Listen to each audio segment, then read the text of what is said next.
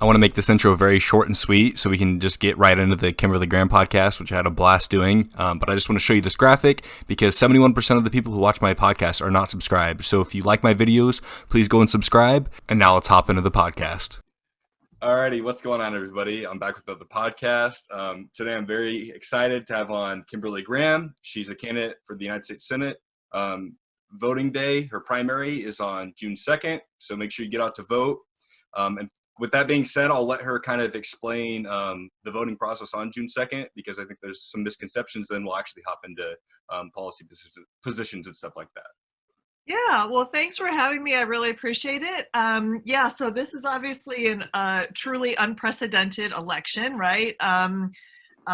Elections have never gone down this way before, although there are places where it's always vote by mail, right? So that wouldn't really change. But for Iowa, this is going to be really different.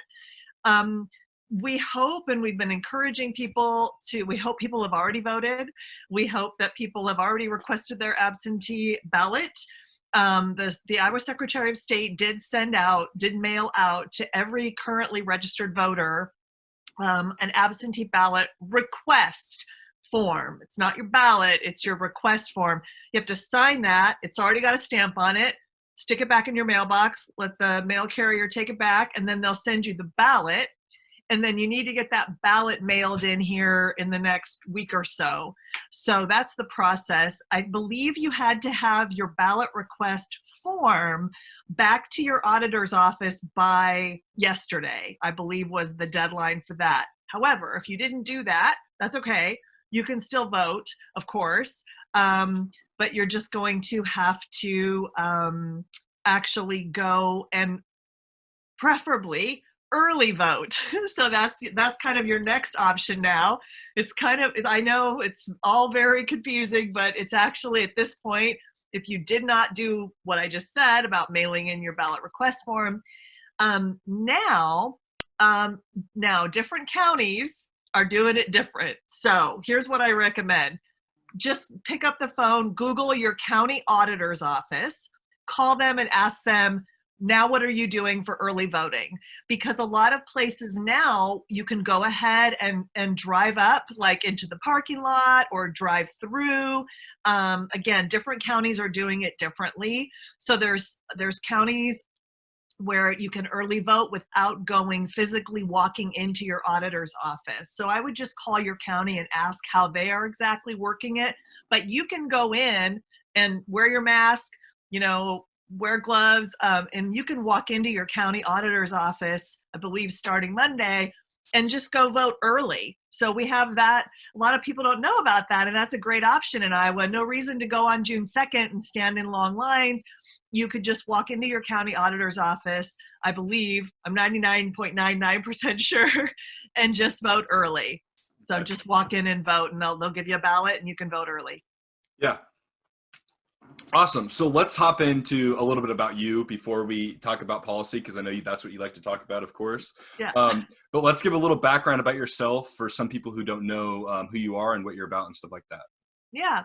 So for the last 20 years, I've primarily been an advocate and an attorney for abused kids and for parents in the juvenile courts here in Iowa. For the last couple of years, I've been the attorney and guardian ad litem for the kids of participants in the Polk County Recovery Court program. So that's a specialty court program that provides extra support for parents who typically have substance addiction issues and are working hard to, live a life of recovery and be able to get their kids placed safely back in their care and parent them safely. So that's what I've been primarily doing the last couple of years. I've had a few contract attorney gigs where I've worked at law firms for 10 months, 8 months, twice in my career. And then I've also been a mediator for 17 years. So I'm a certified family law mediator, which means I also mediate people's divorces. And as I keep saying, if you want to learn how to really listen actively to people and help them reach agreements on things, become a divorce mediator, because that's obviously a very highly emotional, situation for people.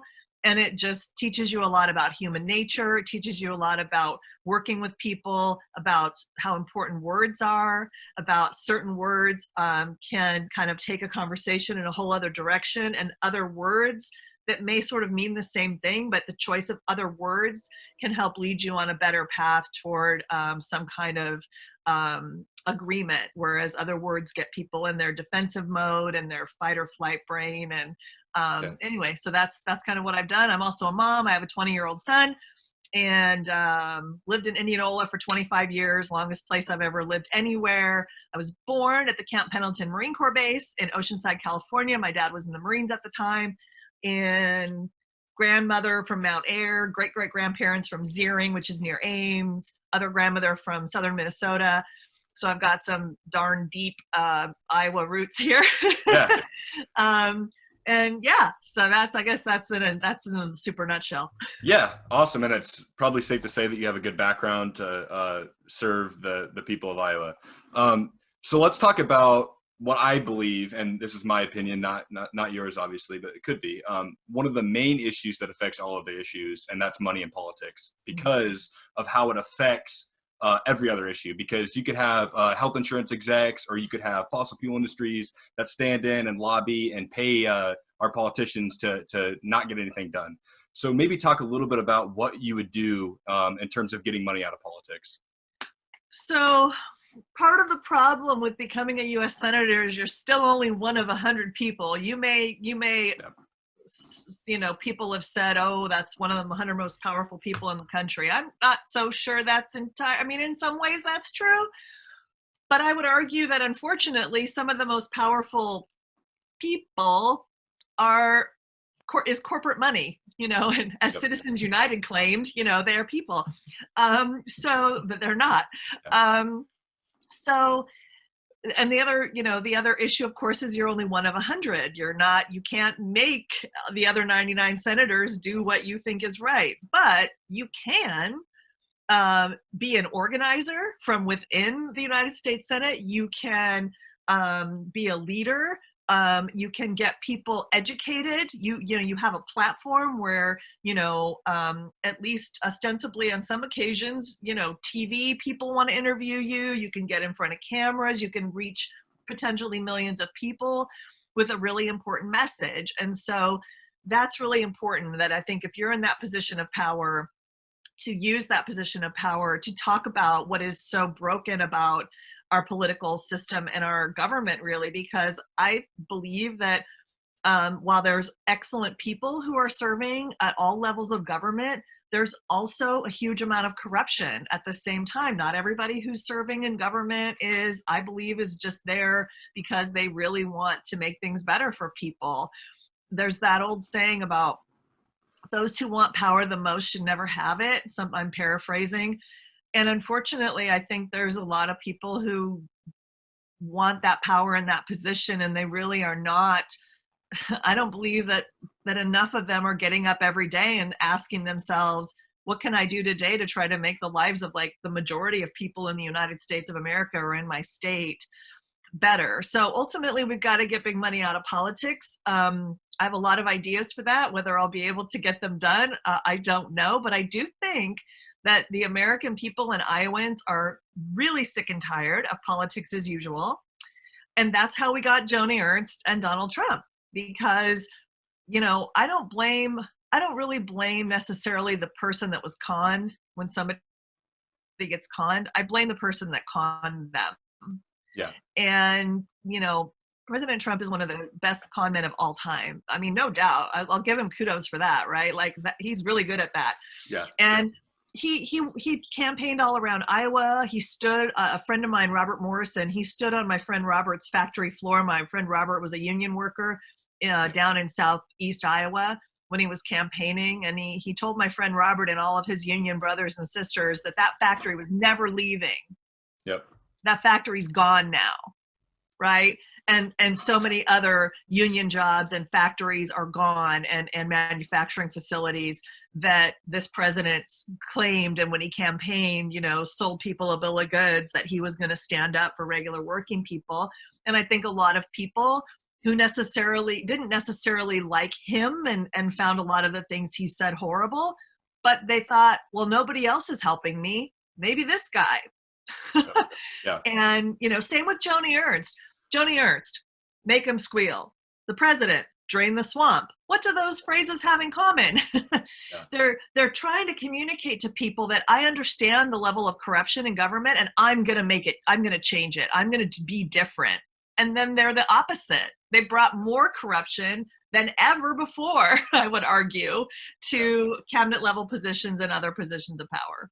Yeah, I would agree with you that a lot of the times, everybody loves a populist message. So it's really good to run on that. But whether you stick to it or not is a whole entire different thing. And only a handful of U.S. senators probably have ever stuck to it. Right. But also, Yeah. It's funny that you mentioned Robert Morrison, because I actually know him. He's from the town next to me. When I was working with the Bernie Sanders campaign, me and him traveled a lot to a lot of events and stuff like that. So yeah, shout out to Robert Morrison. He's awesome. Yep. Hey, Robert. But let's switch gears and talk about probably the most important policy position for most Americans. That's healthcare. So 45,000 Americans die every year because they can't afford basic healthcare. 500,000 go bankrupt from medical bills. Every other modern country that has a single-payer healthcare system has zero of those things. And along with the fact that we pay twice as much per capita for healthcare as those other countries. So maybe talk a little bit about Medicare for All, which I assume is your position, and why that's the correct route to go. Yeah. So I sometimes will say this too. I wish to God that whoever developed the bill, the current Medicare for All bill, I wish they'd chosen a different phrase, and I'll tell you why. Because Medicare for All is not Medicare. And that is extremely, and remember I said earlier about choose your words carefully, way back in the beginning. That's what I mean. Yeah. Medicare for All is not Medicare. It's not like just saying take our current Medicare system and apply it to everyone. That is not what it is. It is much bigger. It is much better. It covers more things. It is much more efficient. And it is not our current Medicare system, honestly, needs improvement. Just our current one does, because you have to buy a supplement, and then you have this prescription thing. And even if you buy a prescription supplement, you got the donut hole, and then it doesn't cover some of your. It's ridiculous and overly complicated because we still allow private insurance to be part of our current Medicare system, and that shouldn't be. Yep. So Medicare for All is a very different thing. I feel like I'm going to make up my own name any day now for it, because I wish they would change the name. Anyway, it should have been called the American Health Care Act or something. Yep. I don't know. Anyway. But basically, it's a universal single-payer healthcare system. Universal, covers absolutely everybody. Single payer. The only person paying the medical providers or the hospital is the government, which means we are all chipping in and providing that reimbursement to doctors, hospitals, wherever, nursing homes, mental health providers, all of that. So it's, for people that maybe are skeptical or don't understand it, I really always recommend that you go take an hour to watch a film called Fix It Healthcare. You can go find it on fixithealthcare.com, fixithealthcare.com. A Pennsylvania businessman is the person who produced it, who paid to produce it.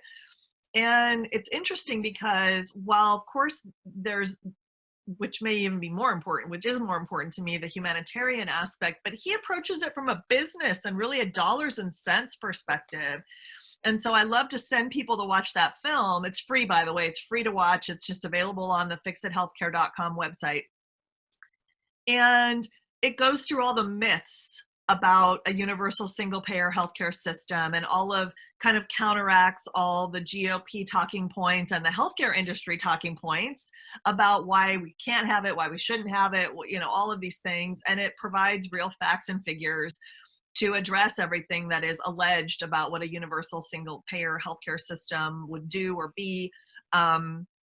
And it's just phenomenal. There's an interview with an American doctor who's now in Canada working because she was tired of dealing with all the insurance nonsense and appeals and denials and pre-authorizations and back and forth. In a universal single-payer healthcare system, you and your doctor decide what medical treatment you get. Yep. The only exception would be the same exceptions we already have here, which is if it's a highly experimental like treatment, then they're probably not going to cover that. But they don't cover that in the United States under any healthcare plan anyway, so that's no different.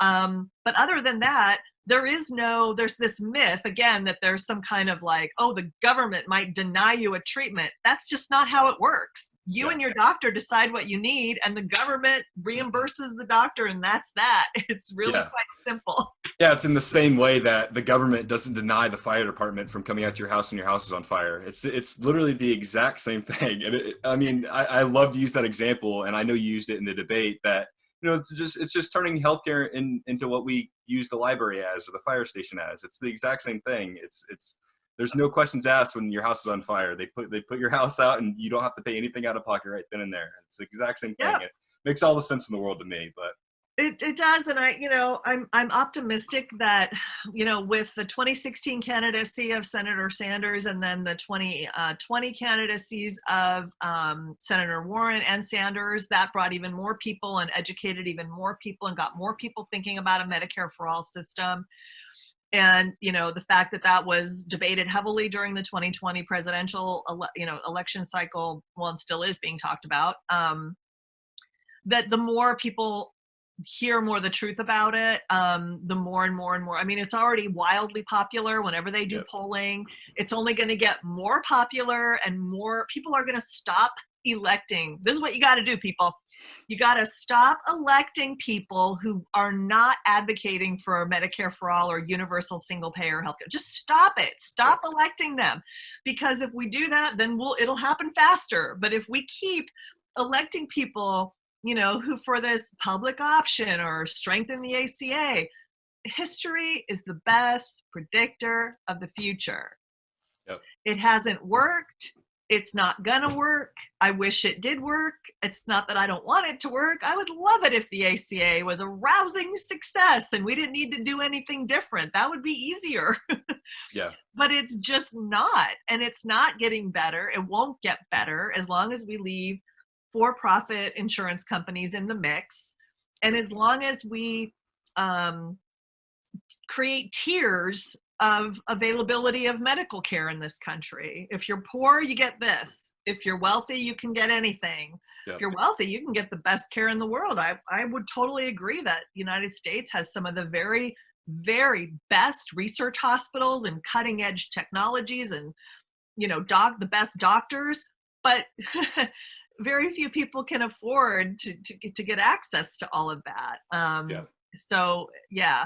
So that's where we have to go. And I'm encouraged that there's more and more candidates who are running on that. But then it goes all back to the money in politics. And I'm discouraged because it's very difficult for those candidates to get elected, because we typically don't have the campaign budget that the campaigns that are more sort of, corporate backed, corporate money backed, have. Moderate. because those corporate entities and the already very wealthy who want to donate to those campaigns, well, let's put it this way. When I donate my little $25 to a candidate, it's because I believe ultimately that they represent a lot of things that I want done, and they're going to work for me. I don't think a corporate lobbyist is any different. If a corporate lobbyist writes a check to a candidate for $2,800, I don't think it's out of the goodness of their heart. It's the same reason I do it. It's because they think that candidate is going to do what they want. Yep. Yeah. And so we end up with very uneven funding, which is why ultimately we need to go to publicly funded elections. Yep. That's another huge issue. Because right now we can buy influence with politicians. And when you remove that ability to buy influence, then every single one of us has one vote and one little bit of influence, and that's it. Exactly. Switching up a little bit, this is a term that I coined, and I'm going to trademark it. I'm going to name it Trickle Up Economics. And basically what that entails to me is the elimination of student debt and tuition-free college. And why it's called Trickle Up Economics is because my dad is 60 years old. He still has student loan debt. He went back to college when he was 30 or so, and he has student loan debt. Now, imagine if he didn't have student loan debt, all the things that he could have bought and put that money into the economy. So that is an economic boost, almost unlike we've ever seen if you eliminate student loan debt. So maybe talk a little bit about that and tuition-free college. Yeah. So people who, if you've watched all the debates, I think in one of them I talked about my own student loan debt. And so, and I've told this story in public many times before. I left law school with about $80,000 in student loan debt. And I was also in my 30s. I was 35 when I graduated from law school. And I left with 80,000 and I now have 240 plus $1,000 in student loan debt. And what a lot of people don't realize is that, no, I'm not a deadbeat. No, I haven't just like ignored my student loans. I've been paying on them every single month for almost 20 years and on time. And so what happens is if you don't have the cash flow, the income to pay $1,000 or so ish a month on your student loans, which would get rid of them in about 10 years, that would have gotten rid of mine in roughly 10 years or so. They say, that's fine. You can enter into income-based repayment and you won't be in default. You know, we're going to give you a payment amount, pay this. So you pay that and you pay it and you pay it. And while you pay it, you're not paying even all the interest, and the interest accrues and capitalizes and gets added to your initial principal, which then grows. And then the new interest accrues on the bigger principal and it gets added to that principal. And so the whole thing balloons over time. And this is not by any means unique to me. Every time I talk about this in public, I have people contact me by email, by text, by whatever, and say, no one's talking about this, and this is my situation too. I have a friend who's an RN. She left nursing school with 20 grand in debt. She now has about 60. This is not uncommon. And, you know, everyone's financial situation is different. If you have a 2-income household, that can help. You know, you have a little more income to be able to toss at those loans and knock them out faster. I ended up getting divorced when my son was about 7. And, you know, unfortunately, attorneys for kids don't make the really, really big bucks. And so I just haven't been able to do anything but continue with my income-based repayment plan, which has left me in this much debt. So I really understand and empathize with people who say, well, I paid off my student debt. Why don't you pay off yours? So there's several layers to that. Yeah. First of all, maybe not all, but a lot of people who say that went to school when you could literally work and pay for school at the same time.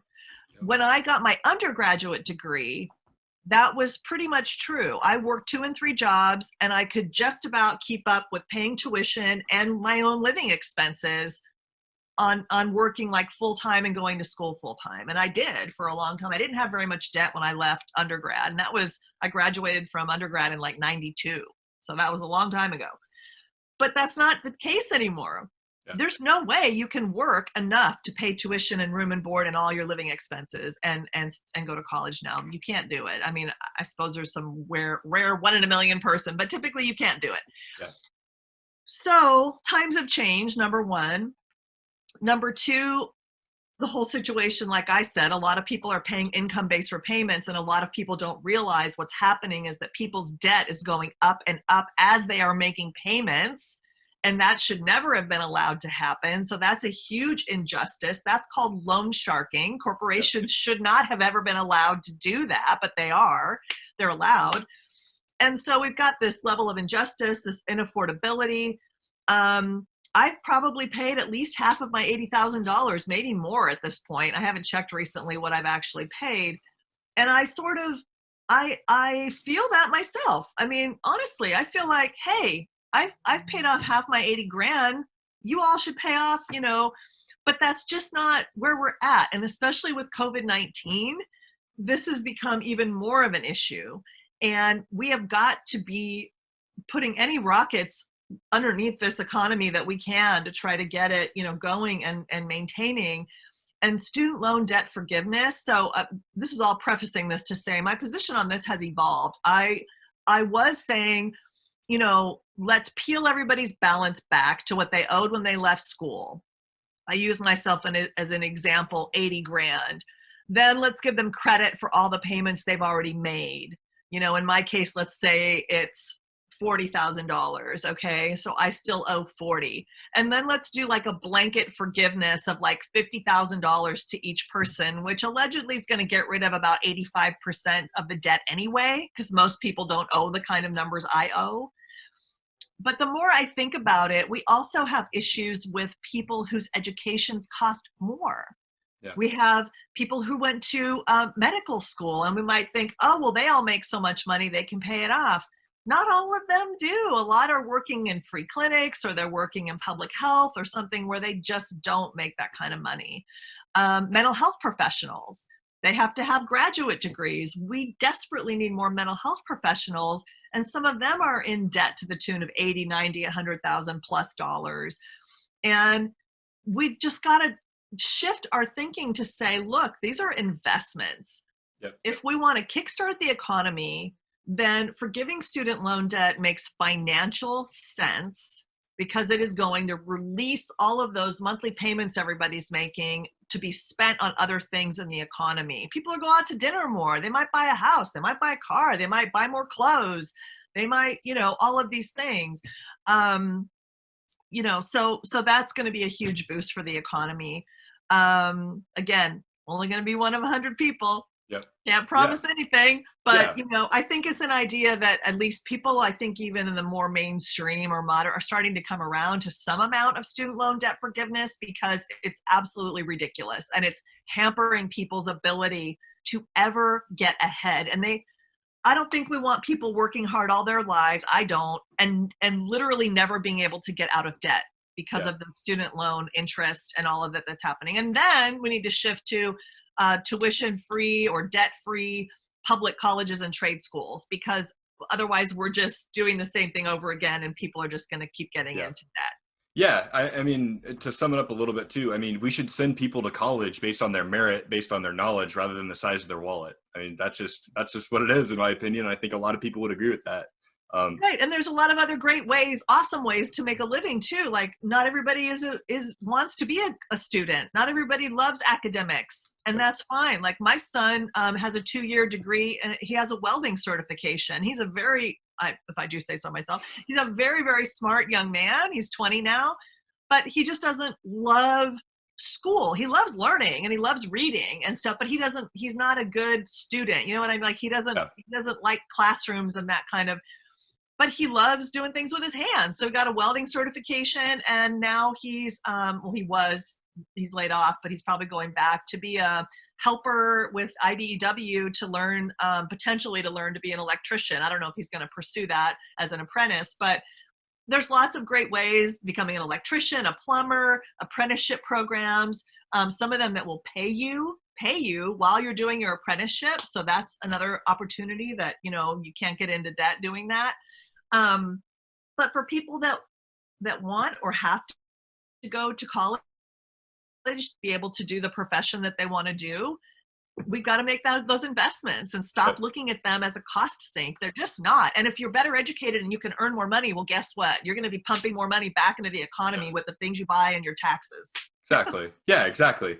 Let's switch gears a little bit and let's talk about foreign policy a little bit. So right now, I think we're in eight offensive wars or something like that. Our military spending is more than the next 10 countries combined or something like that. So let's talk a little bit about that, ending the wars, and then also the military spending. And I just want to throw this in there too. For people say, how are we going to pay for tuition for college? With Trump's military budget increase last year, which was like $100 billion, it costs $80 billion a year to fund tuition for college. So we could fund that plus $20 billion left over. But let's go and talk about ending the wars and tuition. And, absolutely. It's about priorities. And I say, I've said this frequently in the debates and elsewhere, it's about putting people over profits. And in this case, the military budget, I'm fully aware, believe me, that's for some people that maybe don't fully understand everything I'm talking about. If I say, I think the military budget needs to go back to, the before the recent increase in the last couple of years. A lot of people misunderstand and think that I'm talking about then our troops aren't going to have, the equipment they need. That's going to impact our soldiers and our service members. No. So this people over profits goes for military too. And so the best thing we can do for our military service members, first of all, is not send them to war. There you go. Yep. That's the very best thing, because if you don't ever send your military service members to war, then they're not going to have post-traumatic stress disorder from the horrible things that they've gone through. They're not going to potentially be injured or killed. They're not going, and it's less costly. It is very expensive financially to go to war, and then the human cost is priceless. Obviously, we can't put a price on the human cost. And not only is there a human cost to our own service members, but there's a tremendous human cost in the loss of innocent lives wherever these conflicts occur, because there is no way that you can always be certain that you aren't going to inadvertently, kill people that have nothing to do with this conflict and do not deserve to die because of the conflict.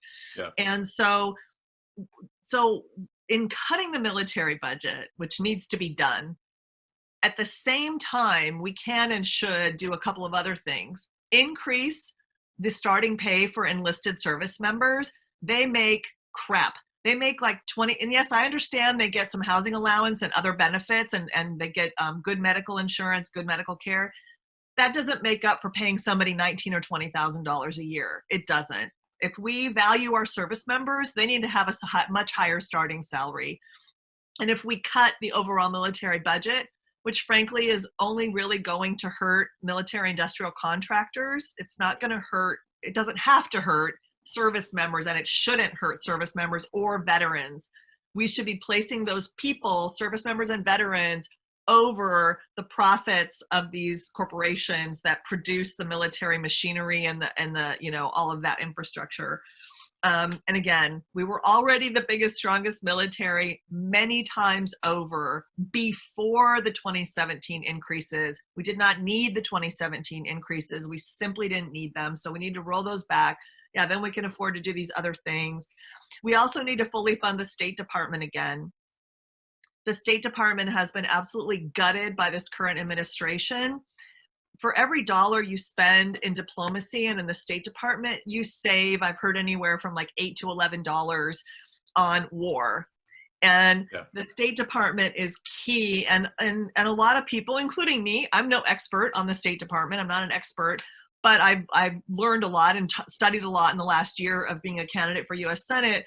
And the things they do are wide-ranging and involve creating actual relationships with leaders and with other people in other nations that helps prevent conflict and helps lift up really every country that we have a diplomatic relationship with. And that's what we should be doing. We should be leading the world in seeking and promoting peace and stability in the world in positive ways, not in interventionist wars and all of that kind of thing. And everything's interrelated.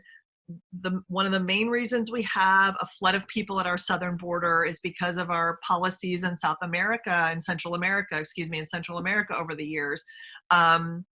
So the things that we do and the things that we don't do in other countries have massive impacts over the world. And we just need to keep that humanity first, that people over profits at the top of everything that we're thinking of doing. Yeah. And I love that, people over profit. I mean, that's a great way of putting it. And it encapsulates a large amount of issues and things like that. It does. And the interesting thing about that is that it's not people or profits at all. It's people over profits. And the thing is, when you get the priorities right, you'll have plenty of profits. I swear to you, you'll have plenty of profits and the people will be happier and healthier. So it really is like win-win.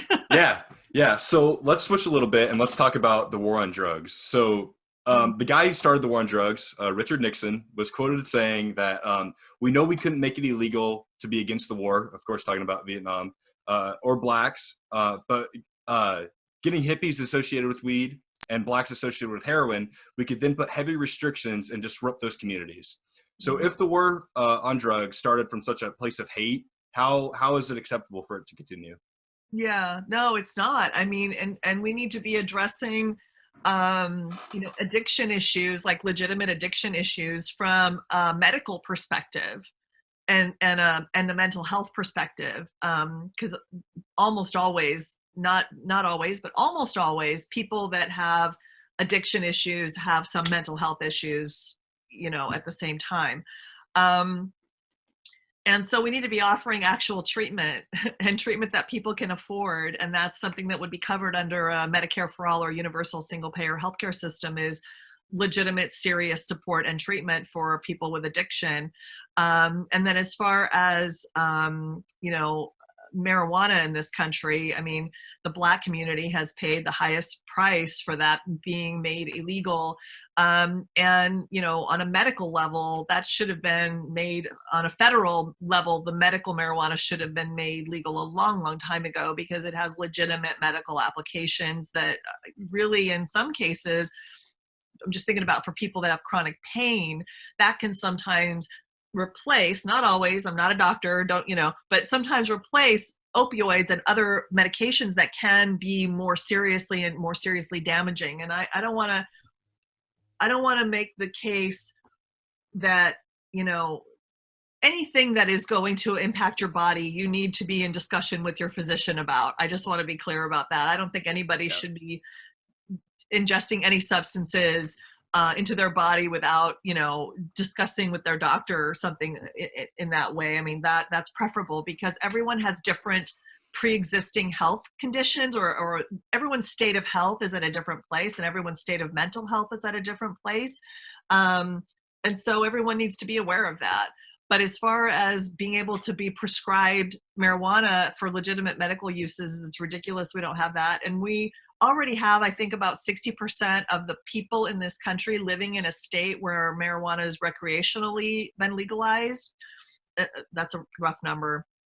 So there's no doubt that is going to be happening. I can't see how that's not going to continue to go across the nation, state by state, and have legalization. Here in Iowa, we're now almost surrounded. No, not quite. On two sides, by states that have legalized recreational use. No, I'm sorry. No, we've got a state in between. We got Colorado, then we got all that drive through Nebraska, and then, then we hit Iowa. That's right.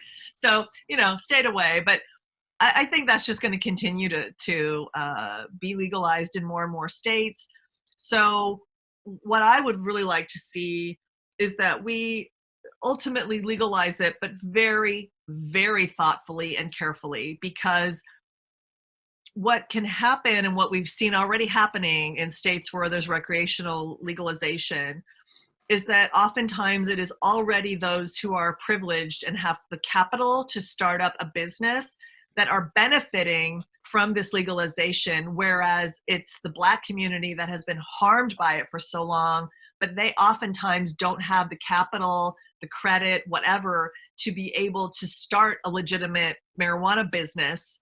And so they're missing out on the good part, profits, the business part, and they should be able to profit from this, in my opinion. And so, how do we more thoughtfully do this? I would like to make sure that it is quite thoughtfully done in a way that, enables there to be some kind of, I mean, you can't fix it, but some kind of mitigation, or mitigation of the damage that's been done to so many of the Black community because of it.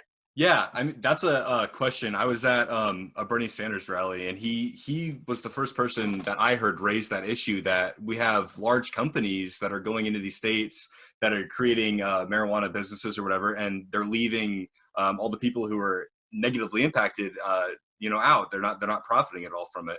Mm-hmm. So yeah, that's a great point, and I don't know how you would go about doing that, but that's something that needs to be done 100%. Mm-hmm. Because what's the difference between somebody maybe selling marijuana in Iowa as opposed to a corporation selling it in Colorado? And I mean, just one gets arrested and thrown into jail. So it's a tough question, but we definitely need we need to focus energy on that when it comes to it. Yeah. And it also, to me, it also is kind of dismissive. I mean, the fact that we've deemed marijuana illegal, well, that it still is in some states, but not in other states now, but historically has been illegal across the board. I have no doubt that there are some Black business people who have run a very successful, marijuana business. And what's the difference between them doing that same, like you just said, that same business in Colorado, but the other problem, versus in Iowa where it's going to be prosecuted criminally. And the other issue is that we just have to, I don't know, we have to find a way. I'm not sure what the way is going to be, but we have to find a way to, maybe it's targeting grants, investments in capital for people to start up businesses, because a lot of people just, we set up all these, I don't know what my train of thought was, I just lost it, but I just got it back. All these regulatory hoops that you have to jump through, and all of these payments for licensing and for all of these things that I don't know. I haven't researched the minutia of this, but I'm guessing that it is very expensive to start a legitimate marijuana business. Maybe I'm wrong. Yeah. And so that keeps so many people out because they don't have that startup capital. Yeah, I would agree with you that it's probably extremely expensive. Mm-hmm. So let's switch up again and let's talk about another major issue, and that's climate change. So let's talk a little bit about your stance on the Green New Deal. I know that they tried to, let's say the people that wrote the Green New Deal really tried to shove everything into it. So I don't know if you'd want to maybe pass a climate Green New Deal type thing and then leave the other stuff to be voted on later because it's off-putting. But maybe your stance on the Green New Deal and what we need to do in terms of climate. Yeah, so usually when I talk about this, I say I do support the Green New Deal. I mean, as current, the current resolution as it exists. And I usually also say, but that's not enough. Yep. So I support that plus, like the Green New Deal plus. And to your point, like first of all, there's going to need to be, my understanding is there's going to need to be hundreds of pieces of legislation that are going to have to be enacted to realize the Green New Deal, to fully realize everything that is laid out as kind of goals, as the goals of the Green New Deal. So in that process of passing all of those pieces of legislation, there's going to need to be a lot of other things addressed. One of those things that I was just speaking with a gentleman in Waterloo this past week about is, for example, is investments in commercial property in predominantly Black neighborhoods. Yep. That's one of those infrastructure things. So when we talk about infrastructure, we talk about roads and bridges, and that's all true, that those are all crumbling and need to be fixed, and they need to be done in a way that's green, that's efficient and improving things for the climate at the same time, and providing millions of good new union jobs. But we don't talk enough about high-speed internet. We talk about it in regards to rural communities, but there are a lot of urban communities, predominantly Black and brown neighborhoods, that don't have sufficient internet. And you might think that's crazy. They're in the middle of a big city. But believe it, there's areas.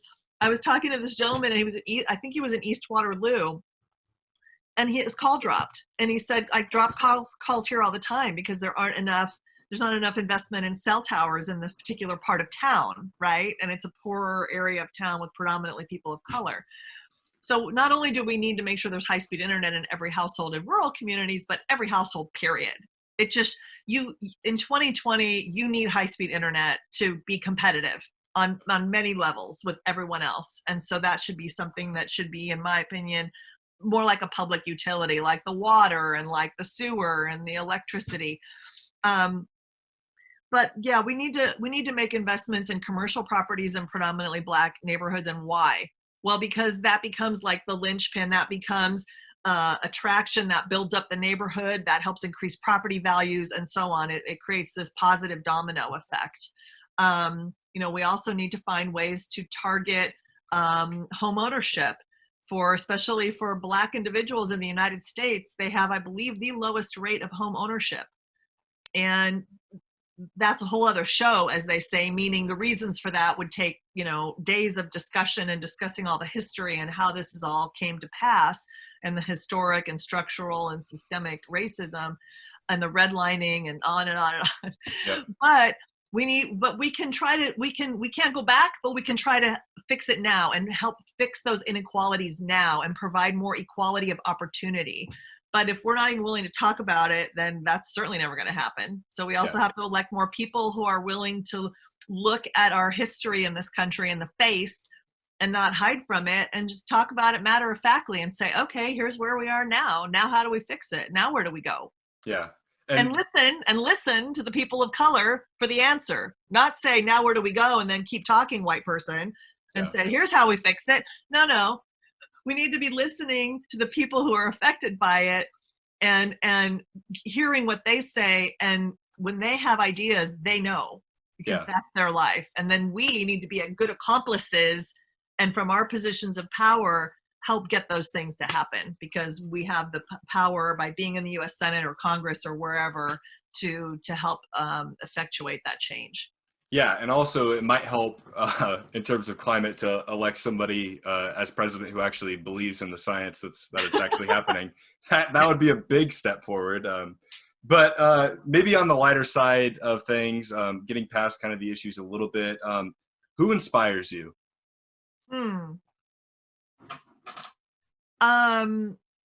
So this is, lots of people do, lots and lots and lots of people, but this just popped into my head. So when I went to, I think it's up, oh no, they're right here.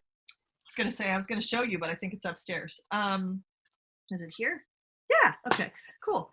So I took, there's several people that unfortunately are not in this earth anymore that have passed away anywhere from a few years ago to a couple months ago in my life, people that I've known and that have really been inspirations to me. So I actually took like the little programs from their memorial services, so it has their pictures on them. I took these with me into the like dressing room to all the debates, and I sat there and looked at these people's faces before I went on stage every night. And the reason for that was because all of these people have inspired and were part of why I'm running for office. And those people are Robin Stone. We did a video, a campaign video about her story. She was a healthcare activist. She confronted Chuck Grassley, and he kind of got like pissy with her about his votes against the Affordable Care Act. And she passed away in November. The other person is Judge Colin Witt. Judge Witt was a juvenile court judge here in Central Iowa. I worked with him for over 10 years. Fantastic person, fantastic juvenile court judge. It's a horrific loss that so many families will not get to be in his courtroom who need the support. He saw everyone, every kid who'd committed a crime who ended up in his courtroom. He saw them. He had things good to say about them. Even the kid who'd done the worst thing, he was phenomenal. And he is like an inspiration for how and why I love the juvenile court work that I do. This is Jeff Loust. He was a court reporter, just one of the most kind people ever. And I just am so inspired by his kindness. He passed away in 2017. This is Bill Stowe. He was the head of the Des Moines Water Works, and he is a clean water, was a clean water activist, and took a lot of heat for bringing a lawsuit against some drainage districts for allowing too many nitrates to flow down the rivers into the Des Moines, central Iowa area, which the Des Moines Water Works then had to try to filter out. Des Moines has one of the highest thyroid cancer rates. That's why, because there's too many nitrates in our water. And this was a friend of mine, Lou Fusco. He passed away in 2015. I cannot believe that. That's been 5 years. Wow. He was just a fighter for justice. He was an attorney. He was a mentor of mine for some 17 years. He represented, to his detriment, to his financial detriment, so many people that couldn't afford to pay him. And he cared more about helping people than getting paid. And so these are I had these people all in my bag and kind of, thought about each of them before I went out there for those 3 debates, because those are a bunch of people that I've learned something from all of them, and they've all inspired me. Awesome. Yeah, awesome.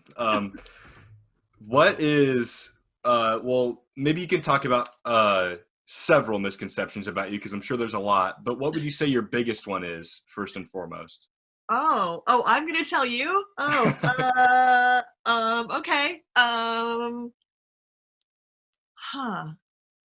That's so interesting. I'm trying to think of what anybody's ever said. Too liberal for Iowa? Well, yeah, of course, yeah, of course.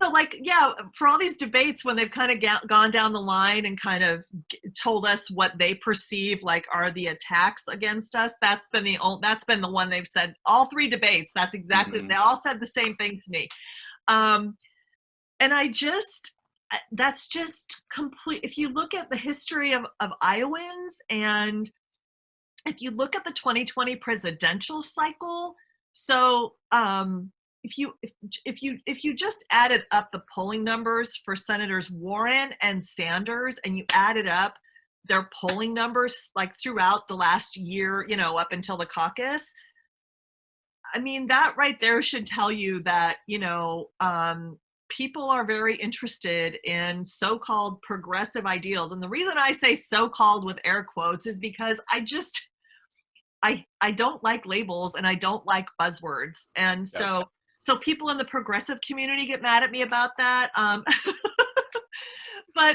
But that comes from being a mediator for 17 years. It's not that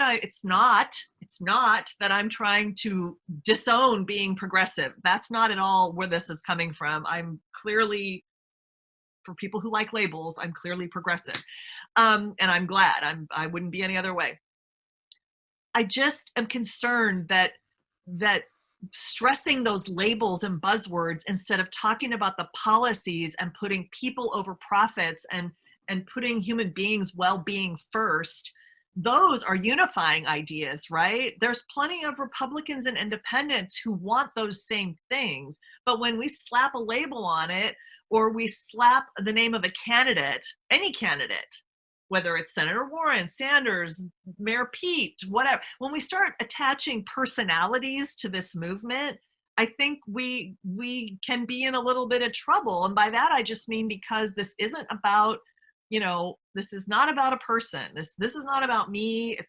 It's about this overarching movement toward centering human beings' well-being in this country, in the United States of America, before anything else. And when we do that in our capitalist country here, we will have plenty of profits and people will be happier and healthier. I know I say that a lot, but that's because it's true.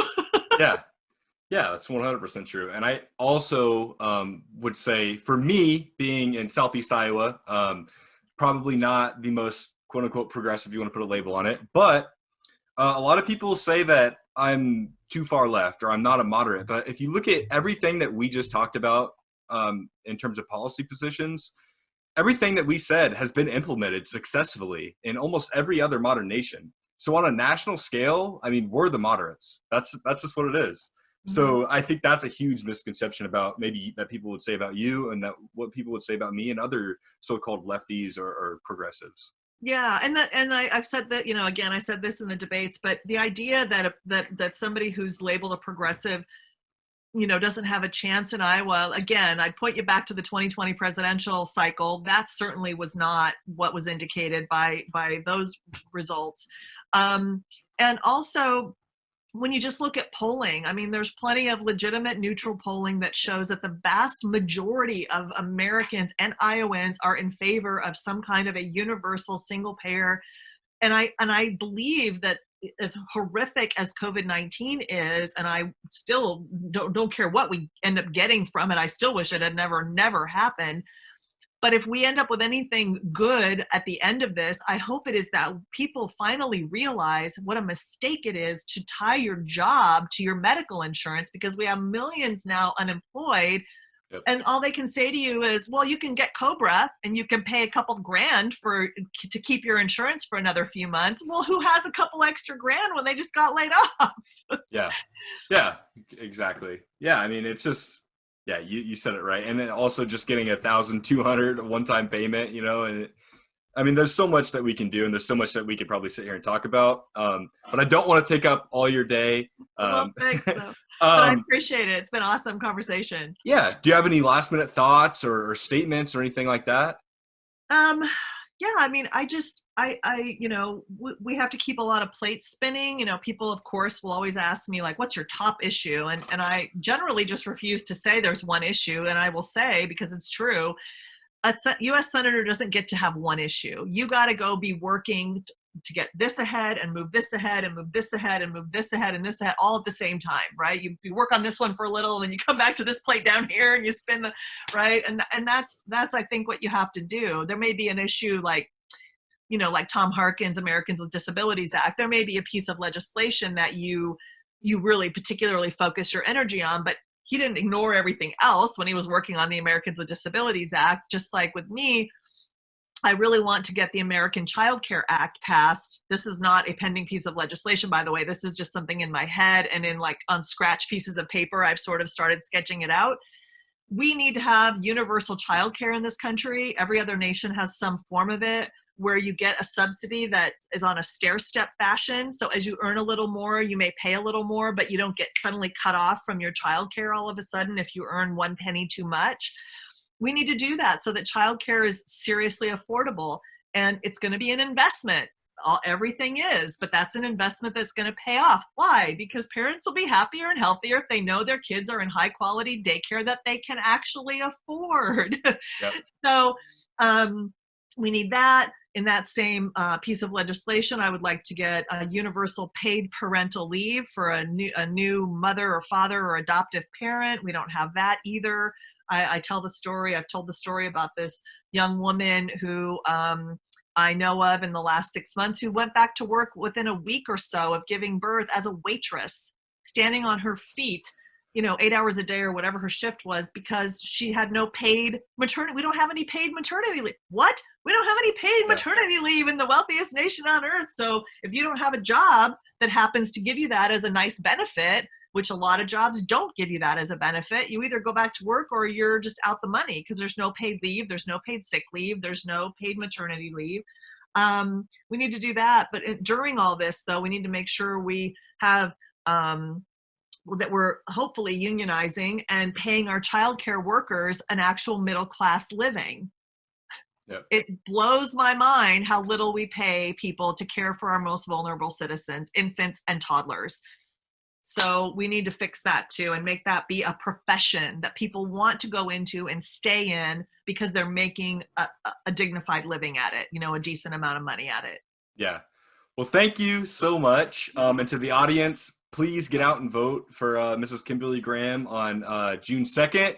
I can't wait for you to defeat Joni Ernst in November. And I think with that being said, that's all that I got. Well, thank you so much. I really appreciate it, Sam. And thank you to all your viewers. And and tell your friends, a lot of this is really word of mouth. Go tell 10 of your friends who you're voting for and why. And that's how we win. So yep. Thanks everybody. And thanks, Sam. Thank you.